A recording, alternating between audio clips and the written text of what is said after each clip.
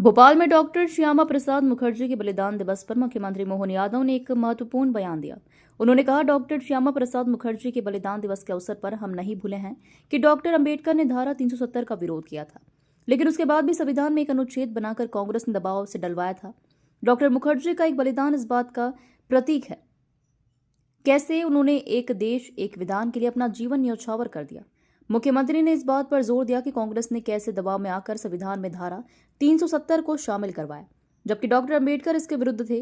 उन्होंने डॉक्टर मुखर्जी के बलिदान को याद करते हुए उनके एक देश एक विधान के स्वप्न को रेखांकित किया। और हम सब ये भी भूले नहीं, डॉक्टर अंबेडकर जी ने धारा 370 का विरोध किया था, लेकिन उसके बाद भी संविधान की एक अनुच्छेद बना करके कांग्रेस ने दबाव से डलवाया था।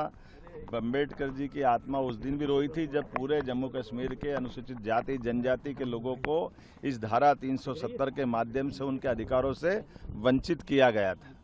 अंबेडकर जी के जीते जी उनको कोई निर्वाचन का किसी लोकसभा का चुनाव कांग्रेस ने जीतने नहीं दिया।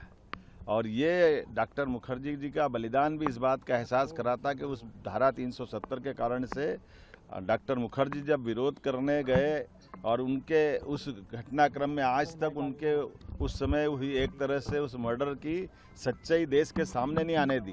तो ये तो कांग्रेस का इतिहास है।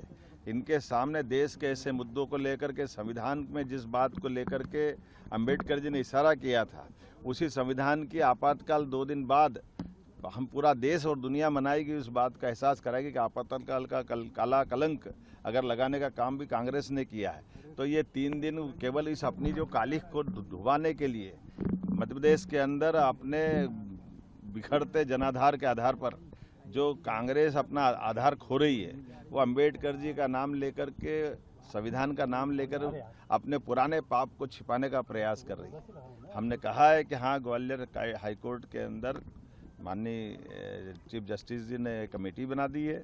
वो कमेटी जो निर्णय करेगी सरकार उनके साथ है। हमने पहले दिन से कहा, हमारी पार्टी ने कहा है, अंबेडकर जी के लिए तो हम जो कर सकते थे। आप कांग्रेस अगर यहाँ ग्वालियर की बात करती तो कांग्रेस बताए कि महू के अंदर वो जन्म स्थान था अंबेडकर जी का, और 55 साल कांग्रेस की सरकार रही, उनके जन्म स्थान पर इनने क्या करके बताया? उनके जन्म स्थान को नकारने का काम किया, उनकी दीक्षा भूमि को बारे में चिंता नहीं की। और तो और अंबेडकर जी का जब शरीर छूट गया तो शरीर छूटने के दिल्ली में छूटे हुए शरीर के बाद भी दाह संस्कार के लिए भी कांग्रेस ने तत्कालीन रूप से मना कर दिया। उनकी पत्नी ने विमान से पार्थिव शरीर को ले जाकर बम्बई में जब दाह कराया तो कांग्रेस के लोगों ने उस विमान का किराया भी, जहाँ जिसमें उनकी बॉडी गई थी, उसका पैसा भी अंबेडकर जी की पत्नी से लिया था। कांग्रेस माफ़ी मांगे इन पापों के आधार पर। कांग्रेस कहाँ जाएगी? कांग्रेस ने तो सदैव अंबेडकर जी का अपमान किया, और सारे हमारे पूरे प्रदेशवासी और देशवासी सभी वर्ग के लोग जानते हैं कि कांग्रेस का नकली आडंबर ये चढ़ने वाला नहीं, चलने वाला नहीं।